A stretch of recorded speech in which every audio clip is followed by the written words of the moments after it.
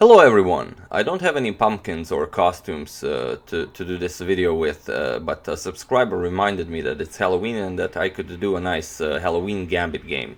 And as I do enjoy an occasional Halloween Gambit myself, I decided this was worth a video. The game was played in 1994, it was the Bulgaria Team Championship, and it was played between Grigor Minchev and Alexander Petrov.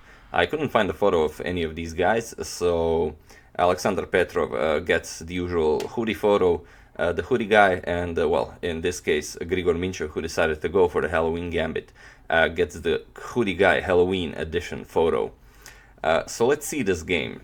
We have e4, e5, knight to f3, knight to f6, knight to c3, and knight to c6. This is the four knights game, and in this position white has a lot of options available to him. For example, bishop to b5, bishop to c4, even bishop to e2 was played, d3 was played, d4 was played, even a3 or h3. A lot of options here, but there is one option that is called the Halloween Gambit, and that is knight captures on e5.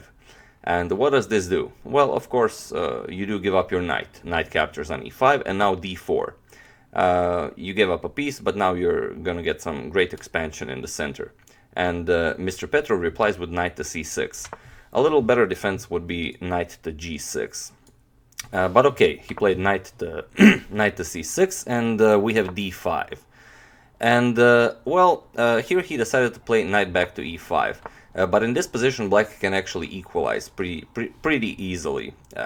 There is this move, bishop to b4, available to him, giving back the material, but staying with a better position. For example, d captures on c6, and now knight captures on e4. The c3 knight is pinned. Queen to d4. We have queen to e7, now threatening discoveries with the knight.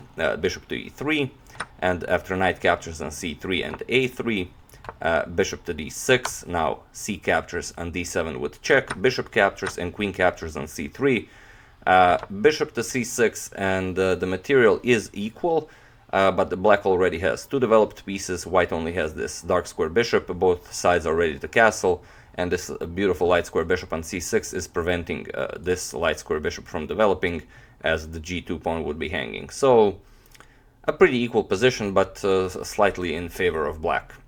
So this is also possible. But after d5 he played knight to e5, and now we have f4, getting further expansion. Now knight to g6, and now e5. And again here, a bishop to b4 move is also possible, but okay, knight to g8 was played. And black is still better here. He's up a piece, and he should definitely try to undermine this beautiful pawn chain white has in the center. We have d6, and this is a move a bit too over-optimistic for white. We have c captures on d6, e captures on d6, and now white is definitely threatening a move like queen to e2 check. Black will have to block this check, and white will regain the piece back. So we have queen to f6. Black is making room for the king on d8. Knight to b5, now defending the d6 pawn, as the bishop and the queen were attacking it, and threatening knight to c7 check. And here black plays rook to b8. Black wants to preserve too much material, and this will be his downfall. A much more resilient move would be something like knight captures on f4. And after knight to c7 and king to d8, for example, if you capture the rook, knight captures rook on a8, we have queen to e5 check, and now black is definitely the one on the attack. For example, bishop to e2, and now you have knight captures on g2. This is black is much better here. But instead, after knight to b5, black decided to get a bit too materialistic, which there really is no reason for. I mean, white did give up a piece for the attack. You do have to give something back. So we have rook to b8 and the bishop to e3 now.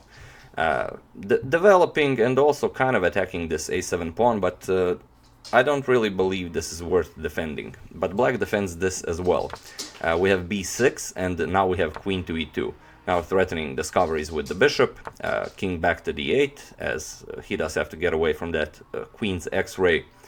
White does a queenside castle, and here white is still down a piece, but if you look at the position, his pieces are placed tremendously, and this poor king is stuck on d8. This pawn on d6 is completely blocking black from developing either way. We have queen to e6, and now a beautiful move that deflects the black queen's defense of the c4 square.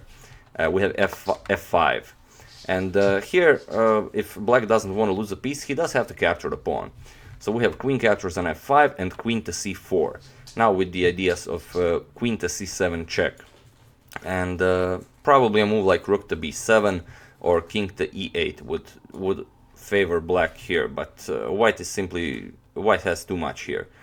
Queen to e5 was played, and we have queen to c7 check, king to e8, and now bishop to d4 with a tempo on the queen, but also freeing this e file for the rook, so the rook can come to the e file with tempo.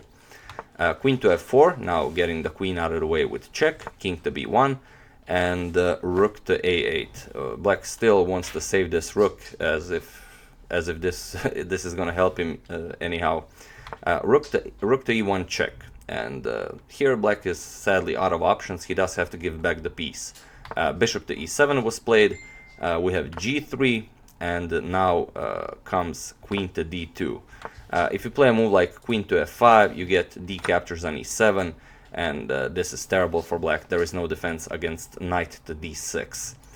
So after g3, queen to d2 was tried, attacking the rook on e2. So now if d captures on e7, black would capture, of course, the rook with checkmate, but white solves this problem quite easily with bishop to g2. Now connecting the rooks, the bishop is now also attacking this rook. Of course, white isn't interested in the rook at all. But black has no moves. Queen captures on g2 was played, and now d captures on e7. And white simply has too many threats. Black cannot stop them all. For example, queen to d8 with checkmate is a threat. If you try and stop this, for example, with bishop to b7, you get knight to d6. This is checkmate, as the pawn is protected from the rook on e1. So after d captures on e7, black tried knight 8 captures on e7. We have knight to d6 with check, king to f8, and queen to d8 checkmate. So yeah, a beautiful game by Mr. Grigor Minchev, who sadly I couldn't find a photo of him. And it's interesting, this was a classical game, so I don't know, I mean, I used the Halloween Gambit a couple of times in my own games. Probably you do as well, but I'm interested if any of you have used the Halloween Gambit in a classical tournament, you know, with classical time controls. So yeah, that's the game. I do hope you enjoyed it. I would like to thank David Felix, Blake Gerg, an unknown person, and Nonchablunt for a contribution to my channel. Thank you a lot, I really appreciate it. For those of you who enjoy such things, have a happy Halloween and have a good time. As usual, you can check two of my previous videos here. Thank you all for watching, and I will see you soon.